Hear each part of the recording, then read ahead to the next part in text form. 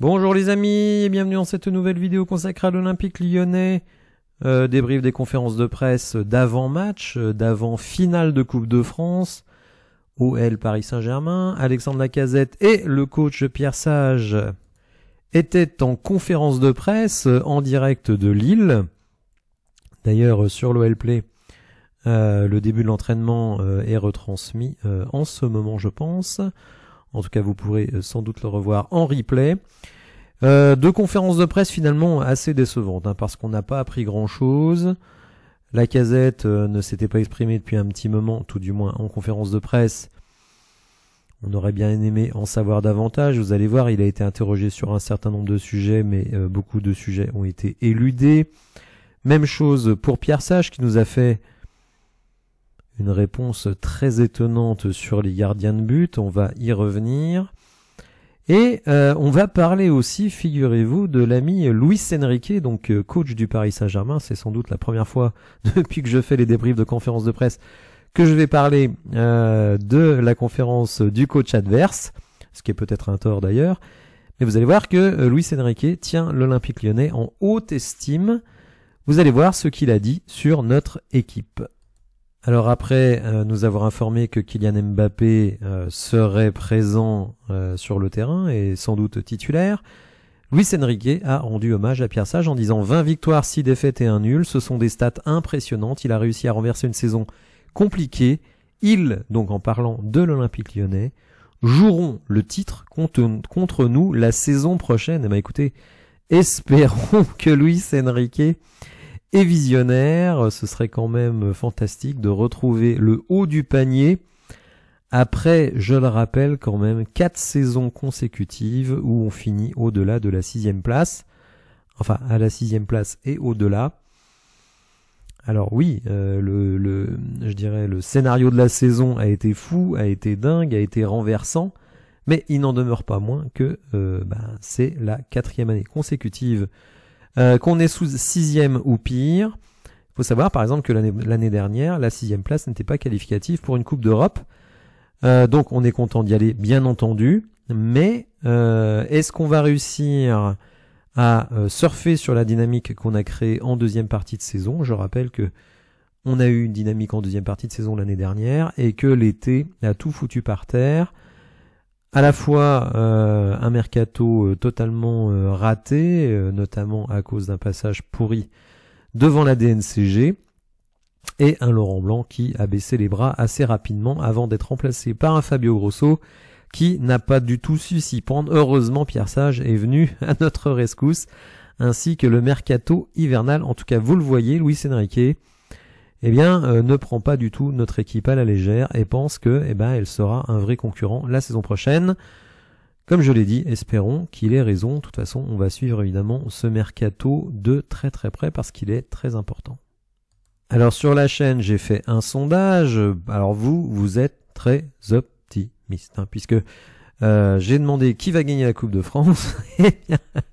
Vous avez dit l'Olympique Lyonnais à 79%, donc un vote, je pense plein d'objectivité, mais bon, c'est normal, on est supporters. Il manquerait plus qu'on pense qu'on va perdre. J'en profite évidemment pour vous remercier les amis, vraiment quel chemin parcouru depuis 2 ans, puisque la chaîne vient de fêter ses 2 ans et vient de fêter aussi ses 3000 abonnés.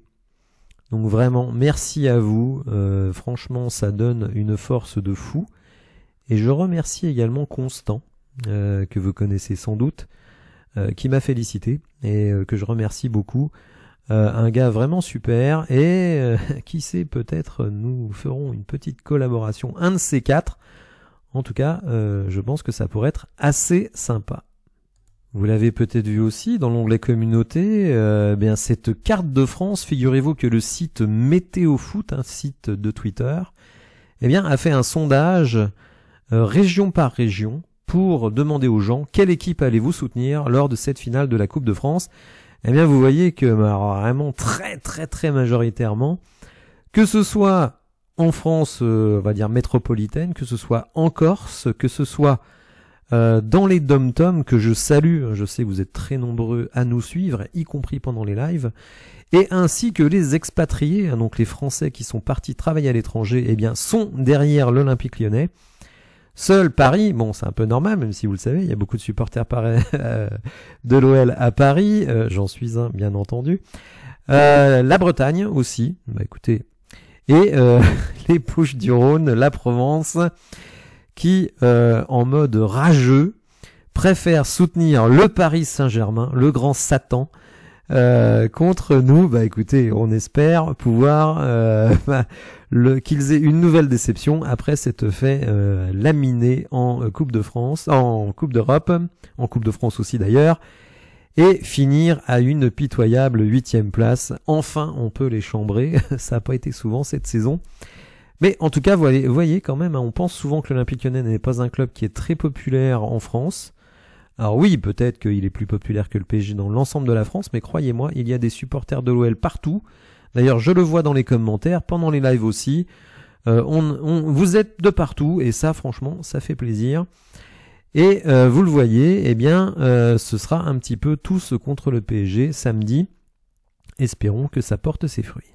Alors si le sondage que j'ai lancé donne 79% pour l'OL, il faut dire que beIN Sport, qui sera un des diffuseurs, puisque ça passera également sur France 3, et sur ma chaîne, bien entendu, si vous n'avez pas envie d'avoir les commentaires, souvent en avant d'ailleurs, de France 3, beIN Sport, c'est pas tellement mieux non plus, eh bien n'hésitez pas à brancher ma chaîne sur votre téléphone portable ou autre, et de regarder les images. C'est pas toujours hyper synchro, mais bon, au moins vous aurez quelqu'un qui kiffe le club. Mais vous voyez donc qu'un sondage réalisé par le site beIN Sport, eh ben, montre que Paris finalement bon est favori, mais à 56,6% et l'Olympique Lyonnais à 43%. Donc les fans de foot, alors pensent quand même que Paris a un avantage, mais vous voyez, c'est pas non plus écrasant. Bien, passons à la conférence d'Alexandre Lacazette, bon, qui, comme je dis, n'a pas dit grand-chose, hein, je vais pas vous mentir, je vais pas vous vendre du rêve. Il a confirmé, c'est ce que je pense, hein, que le fait d'être d'ores et déjà qualifié en Europa League, eh ben, ça enlève beaucoup de pression. Pierre Sage n'est pas d'accord, mais bon, je vois pas tellement qui pourrait contester ça, puisque finalement, le but quand même de l'Olympique Lyonnais, oui, c'est de gagner un titre, mais c'est quand même d'être européen, ne serait-ce que sur le plan financier.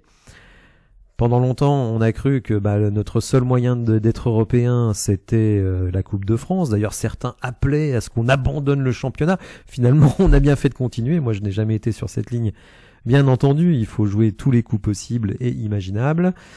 Donc, évidemment, ça enlève de la pression. Finalement, on va jouer ce match pour le gagner, sans se poser trop de questions. Mais attention, parce que là, il y a un écueil dans lequel il ne faut pas tomber. C'est de penser que la saison est finie, que l'objectif a été atteint, puisque on est 6e, on va en Europa League, et donc finalement d'y aller un petit peu en sandales, en pensant qu'on va être en vacances. Bon, je ne sais pas à quoi m'attendre, parce que ça peut être aussi vu de la même manière par les joueurs du Paris Saint-Germain, même si ce sera le dernier match d'Mbappé en France, en tout cas sous les couleurs parisiennes.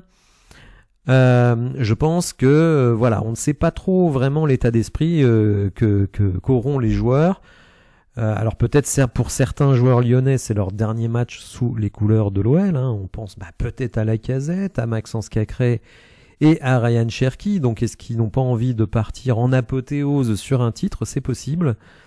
Mais ça peut être aussi l'inverse, hein, ne pas se blesser avant des échéances importantes.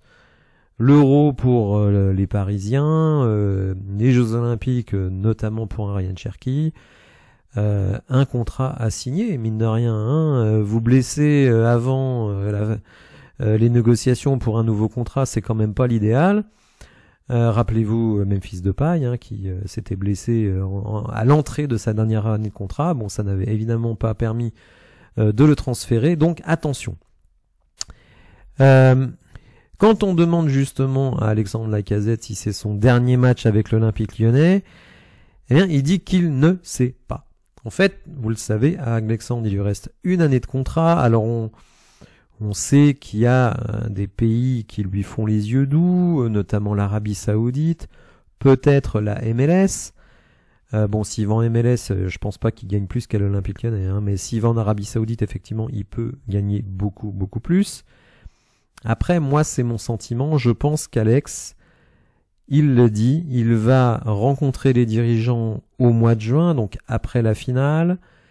Est-ce qu'il souhaite une prolongation? Moi, c'est ce que je pense, hein, mais je n'ai absolument aucun élément. Là, c'est vraiment un ressenti personnel. Je pense qu'il veut une prolongation, peut-être 2 années, donc jusqu'en 2027, quitte, et ça, je pense que ce sera une exigence du club, à baisser évidemment sa rémunération qui est extrêmement élevée. Et à 33 ans, on ne peut pas espérer que ses performances soient supérieures dans les années à venir, même si on voit qu'un Aubameyang a fait une très bonne saison, qu'Alexis Sanchez également à Marseille aussi. Donc des joueurs de 35 ans qui prennent soin d'eux, peuvent continuer à être performants. Est-ce que le club, lui, ne veut pas aller sur un autre projet avec des joueurs plus jeunes, avec des joueurs avec des plus-values potentielles? Enfin bon, on ne sait pas trop exactement ce qui va se passer. Moi, mon sentiment, c'est qu'il va rester, qu'il va peut-être être prolongé. Moi, je vois bien 2 ans. Mais ça, ce n'est que mon point de vue. Je n'ai absolument rien pour corroborer cela. Alors, les JO, puisque vous le savez, Alexandre n'est pas dans la liste pour l'Euro, ce qui choque beaucoup le monde. Alors moi, ça ne me choque pas. Mais je trouve quand même que c'est une erreur de Didier Deschamps de ne pas prendre Alexandre Lacazette. Quand même, un joueur comme lui, aussi létal dans la surface, quand on voit les pieds palmés des Kolo Muani, des Dembélé, même Marcus Thuram que j'aime bien, mais enfin c'est pas des tueurs devant le but. Or Lacazette, lui, est un tueur devant le but et je pense qu'il aurait été très utile. Mon idée, mais ça ce n'est que mon idée évidemment, c'est que comme Didier Deschamps sait que Mbappé ne défend pas, eh bien il se dit je ne peux pas avoir un deuxième joueur comme Alexandre Lacazette qui n'a pas un rayonnement athlétique énorme. C'est-à-dire qu'il se dit oui, peut-être Thuram c'est moins efficace, peut-être Kolo Muani c'est beaucoup moins efficace, mais par contre athlétiquement, eh bien ça peut combler les brèches, les trous laissés par Mbappé. Bon, moi je trouve que c'est une gestion calamiteuse, attention, hein. Je ne dis pas que je suis d'accord avec ça, mais je pense que c'est sa réflexion, connaissant bien Didier Deschamps. Après, peut-être que je me fous le doigt dans l'œil, on sait que les deux, visiblement, ne s'apprécient guère. Donc il a été interrogé sur les JO, puisque finalement, pour se raccrocher aux branches de l'équipe de France, il y a une possibilité que Alexandre Lacazette soit un des 3 joueurs de plus de 23 ans qui aille avec l'équipe de France aux JO. Eh ben, écoutez, on n'a pas senti un enthousiasme débordant de la part d'Alexandre Lacazette. Certains avaient même conclu, après une de ses prises de parole il y a 2-3 jours, qu'il ne voulait pas y aller. Alors, il n'a pas vraiment dit ça, mais ça veut quand même dire ça, puisqu'il dit je ne suis pas au courant de l'organisation, je n'en ai parlé avec personne du comité olympique, de Thierry Henry et compagnie. En fonction de mon emploi du temps, j'ai quand même 33 ans. Bon, enfin, vous voyez, c'est pas l'enthousiasme délirant de la part de Lacazette, et moi je ne pense qu'il n'ira pas au JO. Enfin, il a été interrogé sur le fait que le match ne se joue pas au Stade de France. Vous le savez, justement, pour préparer les JO, le Stade de France n'est pas disponible pour la finale de la Coupe de France. Et lui, il a dit qu'il regrettait cela, qu'il aurait vraiment préféré jouer au Stade de France plutôt qu'à Lille. Il a rien contre Lille, hein, mais bon, en tout cas, lui, il aurait préféré ça de loin. Et je peux vous dire que je suis absolument d'accord, déjà parce que ça aurait été plus simple pour moi d'avoir des places et que ça me faisait un tout petit déplacement. Bon, en tout cas, ce ne sera pas pour cette saison, mais qui sait, on revivra sans doute des finales de Coupe de France dans les années à venir.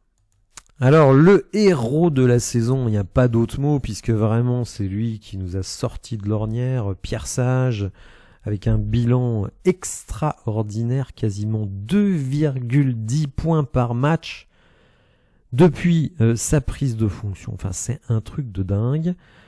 Des victoires à l'appel, mais aussi malheureusement quelques claques, des grosses claques, et notamment le 4-1 face au Paris Saint-Germain, même si lui, il minimise un petit peu cette défaite en disant que malgré tout, on a vu des bonnes choses, on a été pris à froid, le scénario du match nous a été défavorable, etc., etc.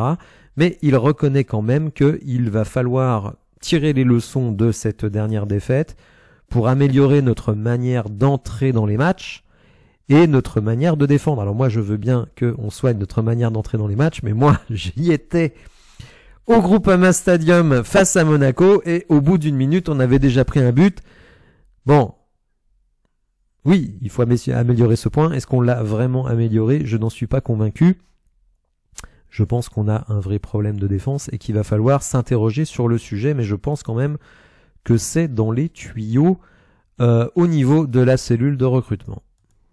Il a été interrogé sur les scénarios un peu irrationnels des récents matchs de l'Olympique Lyonnais, alors souvent conclus par des victoires, et il dit qu'il aimerait bien que notre jeu soit plus stable, mais qu'il faut en même temps garder une petite part d'irrationnel pour surprendre l'adversaire, et il veut aussi un petit peu dédramatiser le match en disant qu'on a préparé ce match tout à fait comme les autres. Il reconnaît que le Paris Saint-Germain est une équipe de niveau international. Rappelons que cette équipe est allée en demi-finale de Ligue des Champions. Donc, écoutez, un Pierre Sage fidèle à lui-même, avec zéro pression, d'un calme olympien. Et donc, lui, on a l'impression que tout glisse sur lui. La pression glisse sur lui, le management, ça lui pose aucun souci, etc., etc. Bien entendu, il a été interrogé sur les gardiens. Vous savez que ça fait des débats. Certains considèrent qu'Anthony Lopez, qui a peut-être joué son dernier match, enfin là, c'est peut-être son dernier match avec l'Olympique Lyonnais, c'est quand même la tendance, puisque Alexandre Lacazette aurait peut-être même vendu la mèche en disant que on ne reverrait, enfin, il l'a pas dit comme ça, mais en gros que c'était le dernier match d'Anthony Lopez la semaine dernière. Donc certains trouvent que c'est un peu dur de ne pas le titulariser. Moi, très sincèrement, je m'en fiche. Je vous le dis franchement, je m'en fiche. J'estime que Pierre Sage, tout au long de la saison, il a fait jouer la méritocratie, et que s'il met Lucas Perry, il pense que Lucas Perry est le meilleur gardien pour l'adversaire qu'est le Paris Saint-Germain, avec aussi peut-être cette idée en tête qu'on ira au penalty, et que au penalty, le pauvre Anto, même si il y a eu un penalty raté lors du dernier match contre Strasbourg, on peut pas dire que ce soit l'action d'Anthony Lopez qui ait fait cela, vu qu'il était parti du mauvais côté. Mais enfin bon, en tout cas, voilà. Alors bizarrement, alors que la question lui a été posée 2 fois, parce qu'on va dire qu'il s'échappait un petit peu comme une anguille sur cette question, eh ben, il n'a pas voulu répondre. Il a juste dit: j'ai annoncé que j'allais parler au gardien mercredi, c'est ce que j'ai fait. Mais il n'a pas dit ce qu'il ferait. Il n'a pas dit qui allait débuter. Alors vous le savez, c'est sorti notamment avec Hugo Guimet que ce serait Lucas Perry, mais Pierre Sage, lui, ne l'a pas confirmé. Alors bon, je pense quand même que ce sera Lucas Perry. Là, pour le coup, ce serait vraiment une surprise que ce soit Lopez. Mais en tout cas, lui n'a pas voulu le confirmer, ce qui est quand même un petit peu surprenant. Je vois pas tellement ce que ça lui coûte maintenant, qu'il ne l'ait pas dit avant le match de Strasbourg, je le comprends. Mais maintenant, finalement, voilà, le match c'est quand même demain, dans 24 heures, donc il va falloir quand même mettre les choses au clair. Alors, les supporters, finalement, eux, c'est pas très important. Mais qu'au moins les gardiens sachent à quoi s'en tenir. Lui nous dit que c'est pas encore totalement décidé, donc bon, écoutez... je ne sais pas, évidemment, s'il y a un blessé lors de la séance d'entraînement, ça peut changer la donne, mais c'est quand même l'exception de l'exception. Ce qui est intéressant par rapport au match donc où on prend 4-1 face au Paris Saint-Germain, il dit qu'il va falloir mieux gérer les moments où on n'a pas le ballon.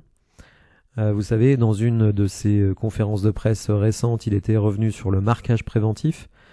Le marquage préventif, ça consiste à anticiper les joueurs dangereux en cas de perte de ballon. C'est-à-dire que si vous êtes en situation d'attaque, avec une attaque très haute, etc., etc., il faut que les mecs qui sont derrière ou au milieu, eh bien, soient très présents sur les joueurs qui pourraient être dangereux en cas de perte de ballon.